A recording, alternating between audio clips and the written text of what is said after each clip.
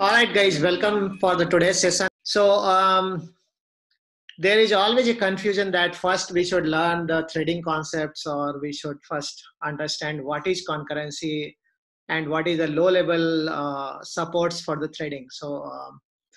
Different approach has been taken in different kind of books. So even I went through the Java concurrency in practice, and I have seen that they discussed about the Java memory model very much into the end, and not that much actually. It's like a chapter. I think chapter number 16 or something like that. So different people take different approach. Okay. I feel like this group is little familiar with the Java threading, and they know that they can just extend threads or extend or implement runnables and all those kind of things. So first I decided to go into the details of the low level Java memory model and how the Java threading works. So understanding this, let's go through the first part of the concurrency, where we will discuss about Java memory model, and more than that, I will discuss a general memory model, what a OS or a processor actually exhibits. So we will see everything in the go. This is the Bangalore JUG URL, and I am Vaibhav. I work in Java platform team. Currently, I am working in JVM team. So the first question is that why you should know a memory model, or why you should know a Java memory model. So the answer is very simple. Before you should know the working of thread, you should know that what is the memory layout. How what is thread? Thread is something which is trying to get your shared data or the common data, right? And what is data? Data is just lying into the memory layout. Okay. Now this, if it is just a data and I have to sequentially read the data, all life is good. But as we humans grown out and we became more greedy and greedy, so we thought that let's do this process little faster, and we need a lot of concurrency and parallelism, and we end up with a lot of issues that we figured it out how to fix it, and we are doing quite good. Even though one of my friend yesterday told that they just released a big application, and he works in one of the biggest Indian telecom sector, and they told that our application went for DOA in 4 hours, means dead on arrival. So just the application ran for 4 hours, and it was dead. I asked him that what was the issue, and then he said that we were just spawning around 1,000 of the threads, and looks like everything went into the blocking state, and the application was not responding. Okay, so this kind of problem are very simple. Okay, and the things looks very cozy till it is tested in our office environment, but it go ugly in production. So one of the reason that why things go ugly in production is because multi-threading and concurrency. So yeah, knowing this will not help you making things ugly, but yeah, you can able to solve it much faster than what you can solve it without knowing these things. So that's the reason that why we should know about the memory model. uh, Cache we have already discussed in the last time. So the caching is one of the things which is ramping up very fast into the industry. So we are done with the processing speed, we are done with the cores. So now what most of the companies are doing is like they are bringing different level of caches, like L1, L2 cache, L3 caches. Compilers will have their own caches, softwares will have their own caches, browser will have their own caches, and like it's very good. It's very good for performance, but all the new cache entry is actually creating some kind of challenges for us. We will definitely see what kind of challenges are there, and more than that, you should be interested to know that what kind of challenges we are going to see in the future, and we are definitely going to see more challenges. You should also know that your processor, I mean the processor on which you are working, it's a AMD or ARM or x86, it exhibits a strong memory model or it exhibits a weak memory model. So we will definitely discuss that what is strong memory model and what is weak memory model, and both have its own advantage and disadvantage. So I cannot say one is superior to other, but it's always a trade-off, right? So it's one of those trade-off. When to invalidate cache data is again one of the biggest challenge that we are going to face into the multi-threading environment or the concurrency environment. And what is the problem in invalidating cache is that it's a performance versus correctness. So when you will keep invalidating your cache, correctness will be more, but it will definitely reduce your performance. So it's a very old fight which we are doing. And compilers and the smartness of compilers, like how the JIT compiler work or how the runtime compilers work, this is creating some kind of extra problem for the language developers or even for the application developers. So we will see, may not be everything today, but we will definitely see and try to understand that how to understand the problem. If we cannot solve the problem, let's at least understand the problem. So that is our first goal. Okay, so this has nothing to do with the Java. We are talking about weak to strong memory models. Okay, so what is weak and strong memory model? I will just come. So strong memory models are shown by like kind of Java volatile and atomics in C++ 11 onwards. Okay. In fact, we are also moving on C++ 14 semantics into JDK 16. If you will see the JEPs on the JDK 16, the JEP which is finalized right now is that we are moving on to the semantics of C++ 14. Okay. Or strong model when you are running onto the single core, right? So single core is always a strong models. I will explain you. So let me just give you a brief thing here. So strong means strong memory model means the things will run in sequential order. Okay, when you are giving the instructions, so instructions will be very much of what you are actually passing to the processor. Okay, so if I am saying A equal to 1, B equal to 2, C equal to 3, processor will not do any kind of a smartness and it will let it run as A equal to 1, B equal to 2 and C equal to 3. Okay, whereas those memory models which are weak memory models, processor play some kind of trick and they can reorder your instructions. They can say, oh, these 3 instructions are independent. Let me put C equal to 3 in front and A equal to 1 in the middle and B equal to 2 in the end. Why they do that? There are thousands of reasons. It is all because of the performance gain. Okay. With this silly example, probably you will not understand where is the performance gain, but definitely I'll show you a few examples from which you can understand that how we get the performance gain with instruction reordering. So a strong model can have the sequential, the very strong model, and then usually strong, the generally basically x86 and 64-bit machines. Also the Spark machine comes into kind of strong, but not very strong models. Okay, so they do reorder some instructions.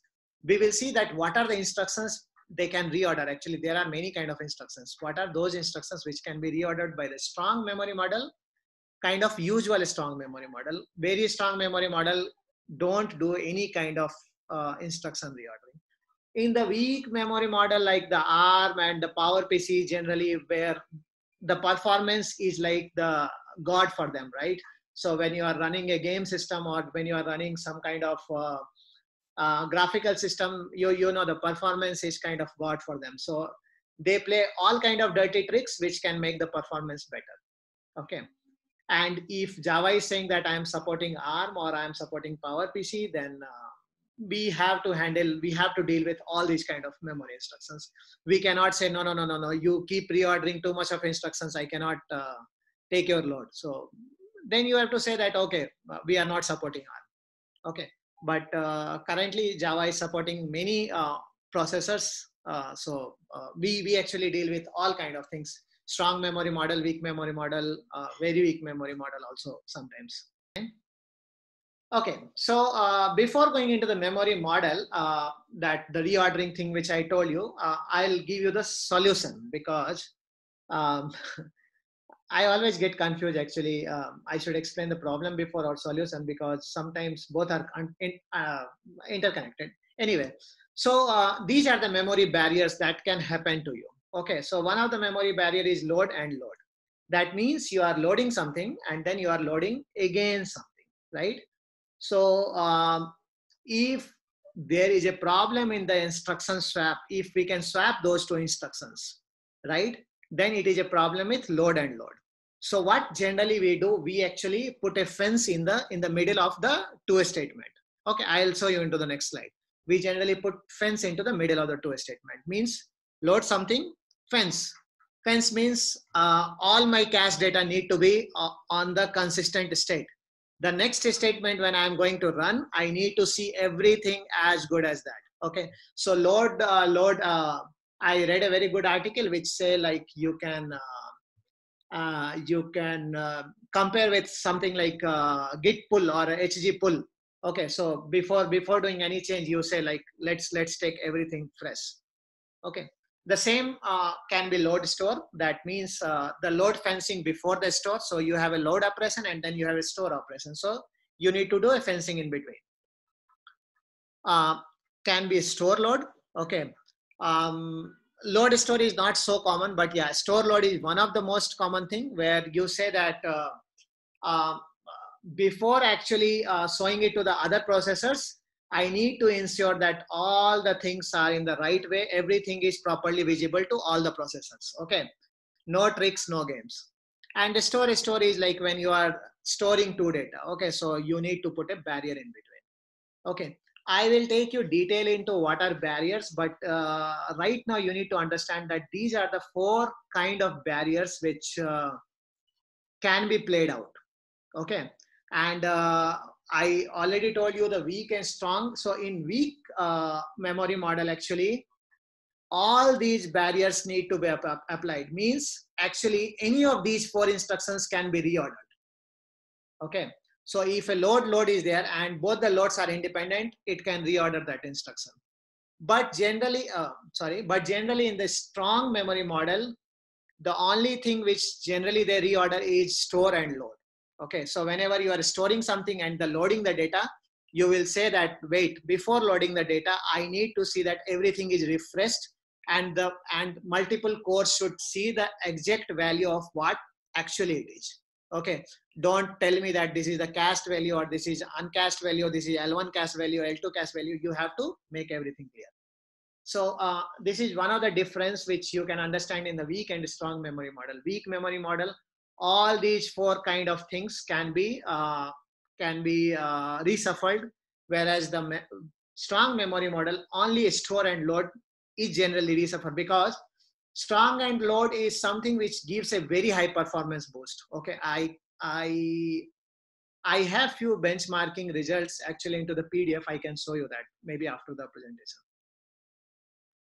Fine. And memory barriers are also called fences actually at the OS level or at the processor level. So in fact, Java will also use the instruction called fence. I will show you when I'll show you how the assembly code, you can see in the assembly code, it will be kind of fencing only. Okay. So now can you tell me that if we are doing something like if each precision less than 0.01, put a fence and then return can fly. So can you tell me that out of this four fencing, which fence can come here? Do you think that this instruction is load or store or load or store load? What do you think about the first example? Load store. Please come up again. Load store. I am thinking it's load store. Do you think that returning a value is store? Okay. Load, I think, right? Who is this person? This is Tejasvi. So yeah, Tejasvi, you are right, actually. So what kind of fencing should come here? It should be actually a load fencing. Okay, so whatever we have seen, there will be a fencing that will be related to load. Okay, that sounds good. Everyone agrees? There are some answer in the chat window also. Let me check it out. Load, yeah. Raja, you are also right. Okay, nothing surprising. Can we guess about second? I am saying that calculate age equal to 25 and then I want to put a fence and I want to set the age old value equal to 0, or say like I want to put age old value equal to false or something like that. So what is this fencing? Store. Okay, that sounds more easier than the first one. Okay, so you got the answer. So first is an example of load and second is an example of store. Now you can make you by yourself the example of load store and store load. Okay, so I have left on to the users to do hard work. Okay, I have just covered the easy ones. Okay. Now I will take you to Java memory model. Okay, and before going to Java memory model, no, I'll go to the Java memory model and then I will show you the problem. So the Java programming language memory model works by examining each read into the instruction trace and checks that the write observed by the read is valid according to the certain rule. Okay, so can you tell me that this line speak about which fencing? Examining each read into the execution trace and check that the write observed by the read is valid. This talks about which fencing instruction? Store, is it? Load store. Yes. Once. Right. So if you will go here, it talks about actually store and load. Okay. And I told you that store and load is one of the most common instructions which we use. And implementation should be free to produce any code of its like as long as the resulting execution of the program produce a similar result by the predicted memory model. So what the game is actually, I will explain you the game. The game is this, how the instruction reordering happens. So say like the first thread is running R2 equal to A and B equal to 1. And the second thread is running R1 equal to B and A equal to 2. Okay. Now, can you tell me that R2 equal to 2 and R1 equal to 1, is it ever possible? Okay, I think I gave into the hint because of the header, but is it a possible thing?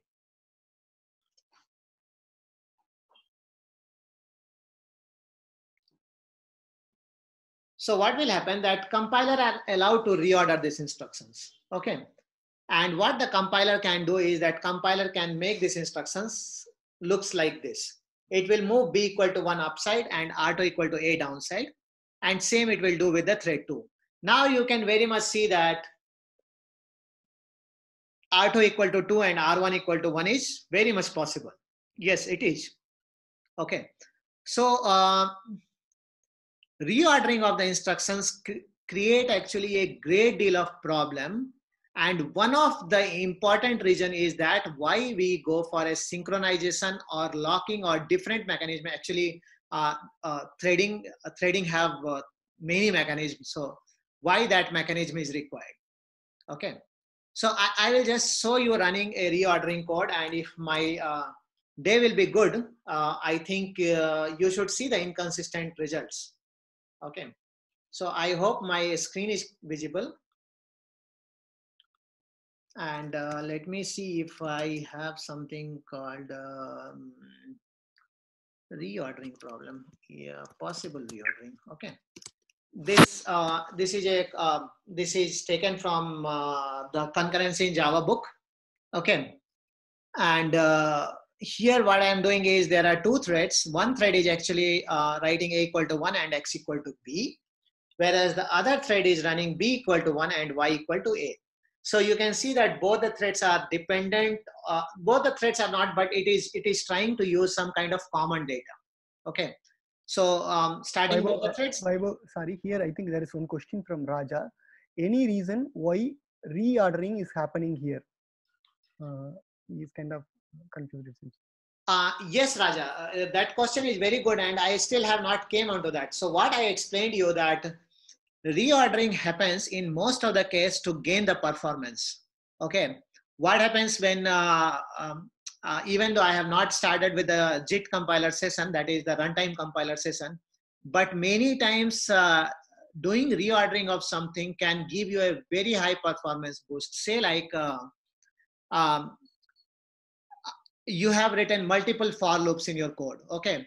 So what I will see if that your two for loops if look very similar in terms of the number of looping, what I will do is that I will reorder those two for loops at one place. Okay.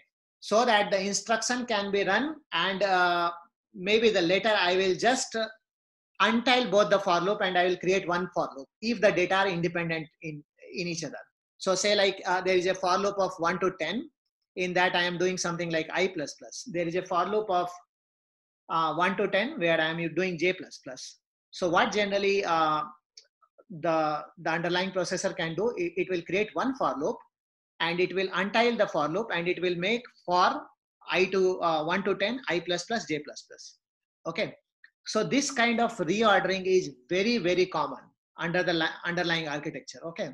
So when I will cover the JIT compiler, that is how the just-in-time compiler optimizes thing, I will show you that how vector optimization happens and how a scalar optimization happens. Okay. Like when you are writing a for loop and you are saying AI equal to BI plus CI, where AI is actually array of index I. Okay. So most of the compilers will see that if the loop is small, say like the 10 loop, it will even throw out your loop. Okay, it will directly give the compiler A1 equal to B1 plus C1, A2 equal to B2 plus C2, A3 equal to A10 equal to B10 plus C10. Okay, so there are thousands of regions where the reordering is important. Okay, and when we do instruction reordering, actually the only reason we do instruction reordering is actually the performance gain. And is it applicable or not, is it valid or not, subject to discussion. But basically the theory says that if something is running fine in one thread model, means if something is looking good by one thread, it is perfectly fine. Now you need to bother about that how it will get screwed up in multi-thread.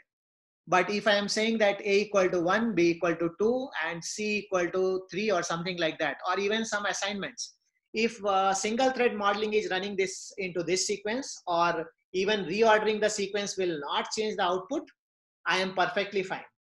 So any multi-threading model have to see the single thread execution and they have to inherit the behavior. Okay.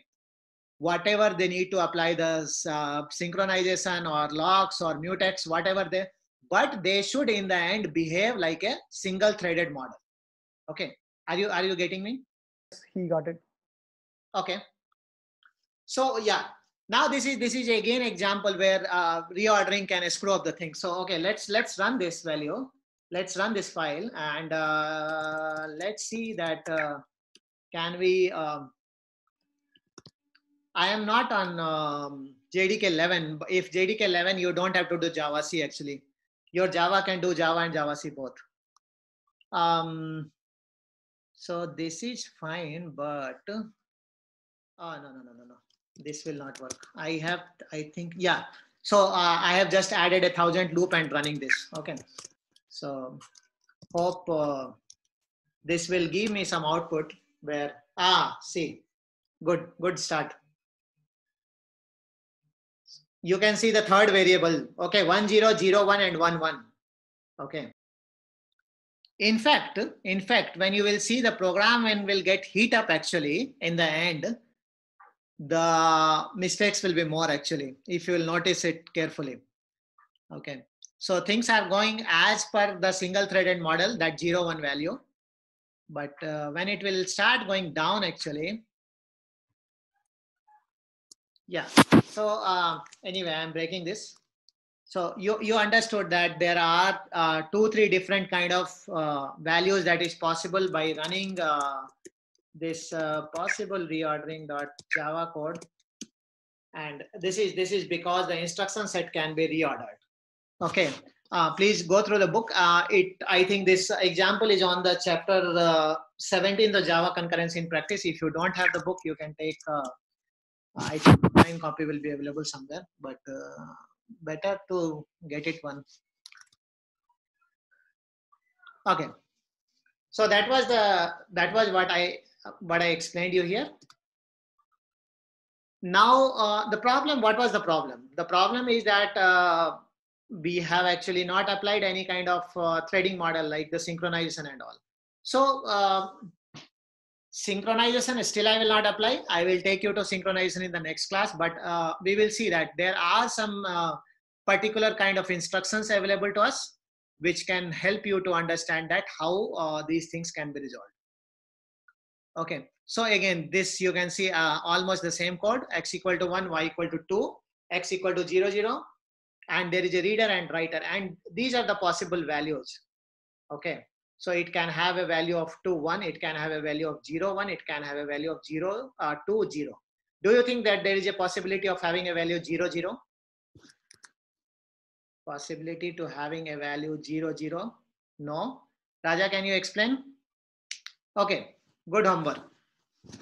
So please get and run this code. Definitely I'm expecting the writer and reader is like 2 different dot runs, and then you have to join the value and then you have to print it. Okay, so let's see that the reordering can give you what kind of different values here. Okay, definitely it is wrong because there is no synchronization. So we are not discussing about it. We are not discussing that this code is right or wrong. We are just discussing that what this code with a single threaded model and what this code will look with a multi-threaded model. And there is a problem in between. Okay, so if we are not inheriting the single threaded model into the multi-threaded model, that means the concurrency or the complete instruction reordering is broken. Okay, so you have to fix it. Okay, so instruction reordering, what is the problem? A case of improper synchronization, there is a read of the same variable by other thread. Okay, and the write and reads are not ordered by synchronization. So now most of you know about the how to put synchronization keyword. I will take you to the detail that how Java actually implements the synchronization keyword, but we will see that little later. Okay, and we will see this case back actually into the race condition, and race condition we will cover into the next slide, next day, where we will see that how the race condition happens in 2 thread, and it can go for kind of a starvation problem. Okay, so now I am talking of memory barriers in Java. Memory barriers or fences are the set of processor instructions used to apply ordering limitation on the memory operation. So I will show you the code also, that how it is written in the Java. A properly placed memory barriers can prevent the problem by forcing the processor to serialize pending memory operation. To very important word, serialize pending memory operation. Okay, that means it should look serial. It should look like a single threaded operation. Okay, memory barriers are not directly exposed by the JVM, so you cannot see the memory barrier as such.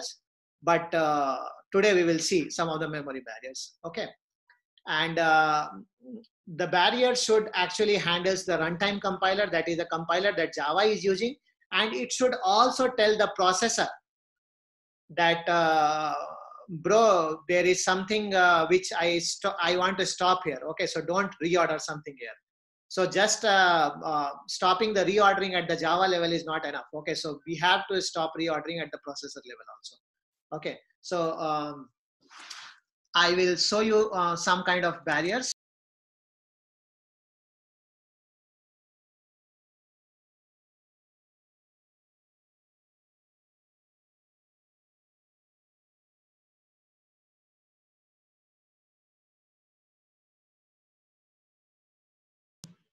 Yeah, this is fine. This is hotspot code.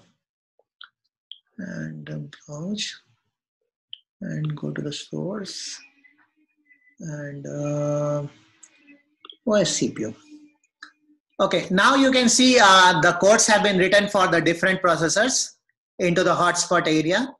So don't think so. We say that write once and run everywhere. So there is a lot of background work that Java need to do to get that working. So say like I will show you Linux x86 VM code, and let's see that where you can see reordering. So yeah, you can go to the order access inline file and see that there are some fences code which will be written. So you can see the 4 instructions which we have discussed in the detail. Load, they call acquire, and store, load, store, and store load. Okay, Pradeep have raised the hand. I'll just hold on, Pradeep. Okay, and then you can see that we will also come to the locked ADDL. So this is preferred than M fencing. M fencing, as we discussed, it is memory fencing. Okay, memory fencing means putting instruction in between and saying that before going to the next instruction, dude, before going to the next instruction, clean everything and give me everything up to mark. Okay, don't get me the cast value and this and that. Okay, So we will see all these things, and then when you will come down, you can see how we use the volatile keyword. So you get to know that I was coming on to the volatile. So what kind of fencing happens when you do volatile? Okay, so we will discuss that. You know, the Java provides a keyword called volatile that actually means fencing, nothing else. So if someone will ask you what is volatile in the interview, you should say it is fencing. Okay, and then let the guy ask more detail, then you can explain. Okay, so you can see all the different fencing and different codes. Okay, so these are the hardware instructions. So if you'll go and check out about these instructions, so you will probably, okay, so exchange instructions for the Unix operating system. Okay, so you can see all these instructions, and more details are there. Yes, very important that fencing instructions will change as per the processor will change. So if I'll take you to the, say like I will take you to the Windows, generally I don't see Windows code, but if I'll show you, this will have the different, even the high level method calls are same, but low level methods call will be different actually. So you can see that the instructions at the processor level will change. Okay, and how you can see these instructions in Java. Okay, let me show you that also before going to the next discussion. So I am holding the talk for 2 minutes because I think there are few questions, and then I will show you that how you can see the assembly code into the Java. Yes, so Praveen has said that will volatile help? Yeah, that is where we are going. Our discussion is going to lead. Yes, it does because it creates a happen before relationship. So you guys already know things, so you can exit even the discussion. But anyway, I mean, you should know that how it is internally done. What is HPP extension of a file? So CPP will have a header extension called HPP. All the C++ file will have a header extension. No question is stupid, don't worry about it. Which gives more performance, like load store, load. Performance means in terms of fencing. If in terms of fencing, then actually no one gives you performance, they degrade your performance. But load store, store load is one of the most common thing happens, that when you store something and after storing you load the value, right? So one of the most common fencing instruction that you will see into the code is actually store load. When someone writes synchronization in Java, what happens internally? Okay, this question has been asked by Morgan Stanley. They should not be bothered about all these things. But when someone writes synchronization, actually you need to understand that how monitor works, okay, that we will discuss. And I will show you in the code also that how monitor comes. And then in the assembly, you can see that how monitor get converted into lock and it get converted into the fences at the OS level.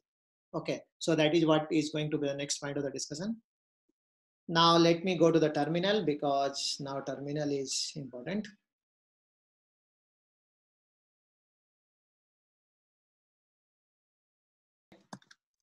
I will show you some simple codes, not complicated ones. So counter.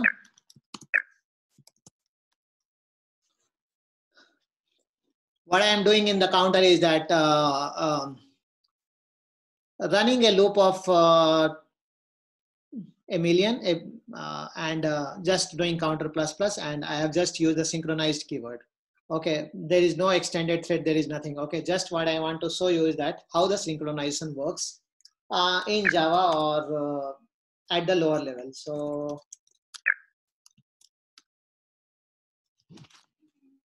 good. Let's first see the Java bytecode. -c minus verbose counter dot class. So if we'll come to the bytecode level instructions, we can see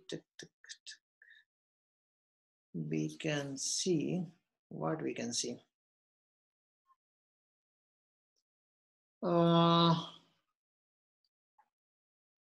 Okay, we can see some kind of synchronization static. Okay, wait. This is not giving you enough information. Just hold on. Let me see if assembly is working on my machine, or maybe some older runs. I must have done some run yesterday. Let me check the history. Okay, HSDIR is there on this machine. I will tell you. Counter.inc, yeah, that was the method. So let's see the assembly code actually. So generally I have a kind of DLL or SO file for the assembly, or a jar file which can print the assembly. So if you want, you can download it. Okay, so you can download it. Yeah, so now you can see all the move instructions. Let's go at the top. Let's go at the top. Right. So I will not take you into the detail that how the heap and allocation and all happens, but what I will show you is that you can see a lock statement here. Okay. And this is the instruction, and this instruction can change actually. So I am running on Mac machine, so it can be a Mac instruction, and on if Linux it will be some another instructions. So this lock will happen, then a lot of moves will happen here and there, and then again you should see a similar kind of statement. Okay, then again the lock happened, because there are a lot of for loops it was running. So you can see that. Okay, these instructions. So what I am telling you is that at the processor level there are lock instructions that are getting applied. Okay, and then a lot of moves and add and this and that, lot of things. Can I explain you all these instructions in detail? No, we really don't have time, and you really don't need to know all these things. And ideally, even I don't know all these instructions. Okay, so this is again the detail that what is the OOP map that has happened. OOP is ordinary object pointer. That is, please don't go into the detail, but what happens that whenever you create some object in those Java, there is a native object that get created, and that is actually ordinary object pointer. So there is a pointer from the native to the Java. Okay, so I want to show something more on the whiteboard. We will come back into this. Okay, so we will come back into this. Where is the instruction for unlock? There is no instruction for unlock actually. What will happen that the lock instructions will have a different kind of processor instruction for unlocking also. Okay, so you will not see something like unlock is written. Okay, it will be just a lock instruction with a different number. Okay, now let's go forward, and then we will come back again to the assembly. So there is nothing wrong. Okay, we will move slowly because we need to understand a lot of things. So I have already explained you how the barriers work in Java. The barriers work with the fencing technology, and the fencing technology is provided by the processor, and processor will have different instruction for fencing. Someone will use MF, someone will use mfence, someone will use some only fence. Okay, there are thousands of words. Okay, in the Java, we have something called memory barriers. You can just go into the code and you can search something called MEM_BAR. Okay, so Java memory barriers will be named like MEM_BAR. I will show you that also. There is nothing we are not running. Okay, now continuing. So we need to set up a relation called happens before relationship. I have already seen a lot of people have put into the chat that we need to tell happens before relationship. Means when you are saying that something need to execute, these guys need to happen before this instruction. Okay, and this instruction generally we set up by the keyword called volatile. Okay, so when you are saying in a Java, you are putting any kind of data member and you are adding a keyword like volatile. What volatile solves all these problems. So what volatile do? Volatile actually put a mfence at the processor level, okay, for you. Okay, So it provide a fencing for you at the compiler level, and it provide a fencing for you at the processor level also. We can definitely request processor to do it, okay? Because processor have exposed all these things to us, okay?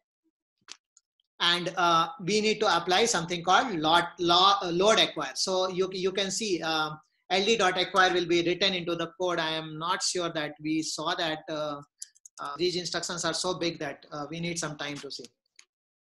Okay, so you get the idea of a typical volatile. Okay, so I need to see that if I have some code with volatile. Let me.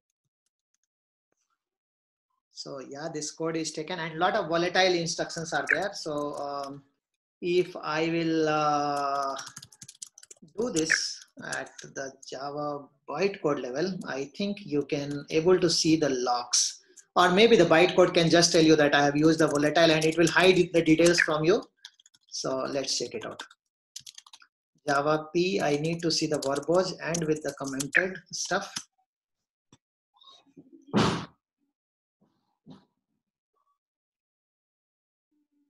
Guys, help me if you will see some kind of volatile locks and some kind of instructions like this. We need to see into the detail.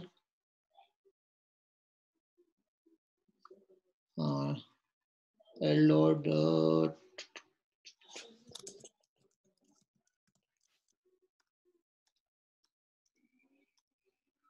Yes, so volatile has not came into the code.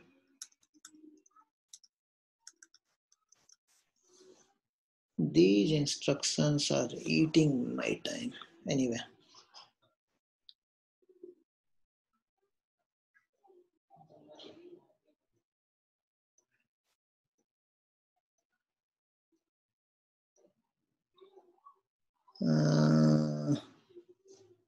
Okay, I think we are moving with some kind of different load instructions. I'll check it out. Don't worry. Okay, it's been a long time. I have not seen the assembly code, so I'll get you.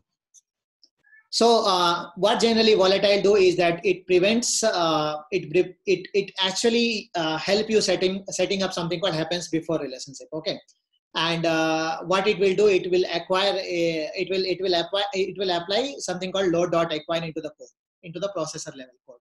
That means that when you are writing a volatile, it will tell you you cannot reorder the instructions now. That's it. Okay, you are done, sir. You cannot reorder the instructions.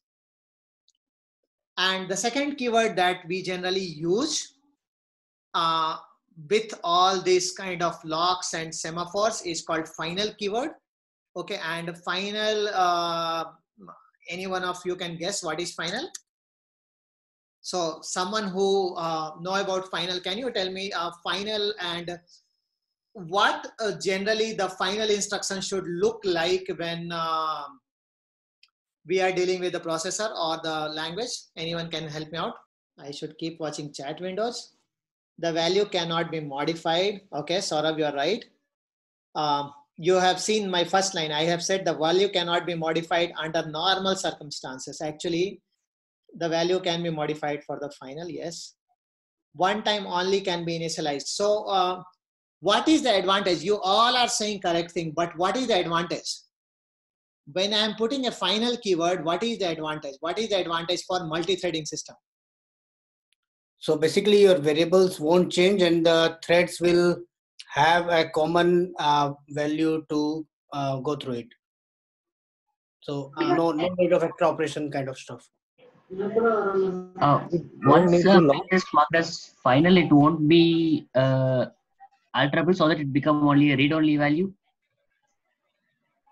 It can be a read-only value, yes. So yes, Gagandeep, you have done it right. So the finally means I can sell, man, reorder whatever you want. Okay, I don't give a damn shit. Okay, you are ready to take the final values and you can reorder whatever the way you want. You can do whatever the way you want to do at the language level or as the processor level. Nothing is going to change for me. Okay. So only thing you need to understand that finally value can be changed by what? Any guesses?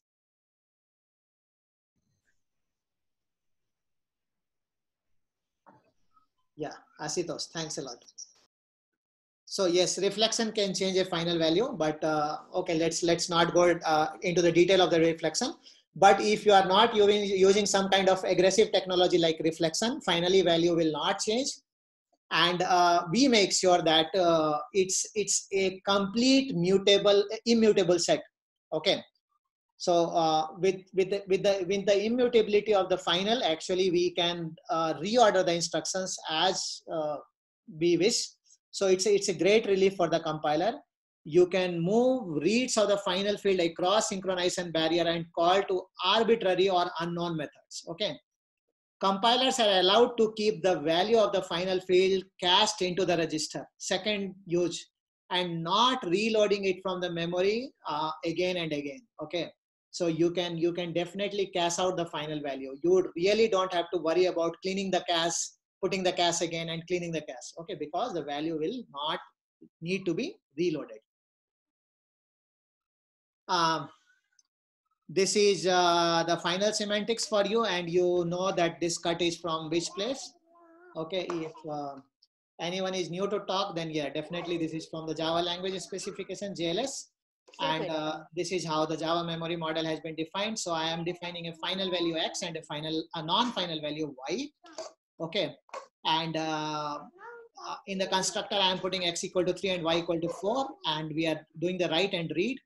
Now F dot Y, okay, which is not a final value, will can see any other value. It can see 0 value also. It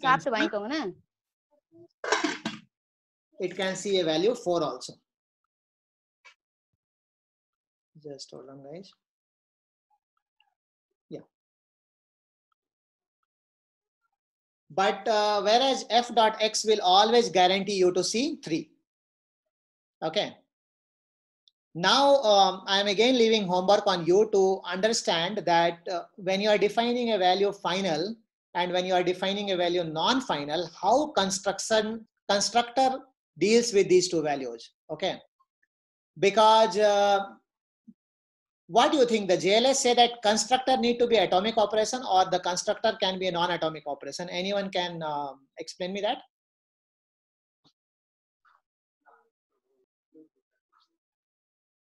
When you call F equal to new field, what do you think? The constructor itself is an atomic operation or it's a non-atomic operation?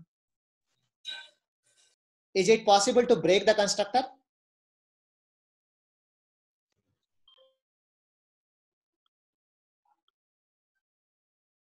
Okay, Tejasvi is saying atomic.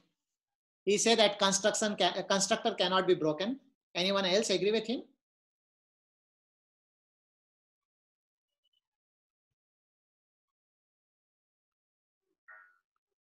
So constructors are actually atomic operation in some of the cases, but there are many cases where constructors can be broken. Okay, and if you will go to the detail of JLS, because I can just point it to the right document. If we'll go to the details, memory model, yes, this is what I have copied everything. Okay, so nothing new. You can see these details. Okay, you can see all these details. They have given another example that how the reordering can impact. And this is not the example of reordering. This is the example of forward substitution.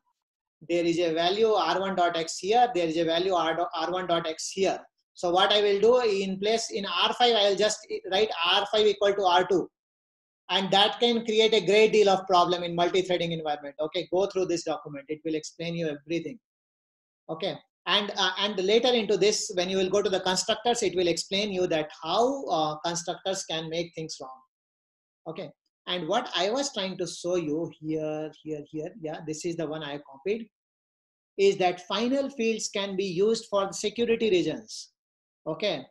Now this is a very great example where you are using string. A string is immutable, but the substring, that the index that goes into the substring, this is not immutable. Okay, it is possible that one thread can read this 0 and other thread can read this 4. Okay, so if someone will read this 0, actually you will get return temp. And if someone will read this 4, you will get return /USR. Okay. So you need to make sure that you use final fields on all these kind of places where you want extra security and you want things to get read properly. Okay, just don't think that a string is immutable, so everything will go fine. All the parameters of the string, all the methods of the string and the parameters of those methods are not final. Okay, so since the general logic of thread safety don't apply on a string, you need to make sure that you have done proper thread safety from your side. Okay, so these all details will be done here. Okay, so please go through these details. Now, okay, moving forward, another very important point. Let's not show you this slide and let's ask the question to you. Do you think that doing a long or a double operation, is it atomic or non-atomic?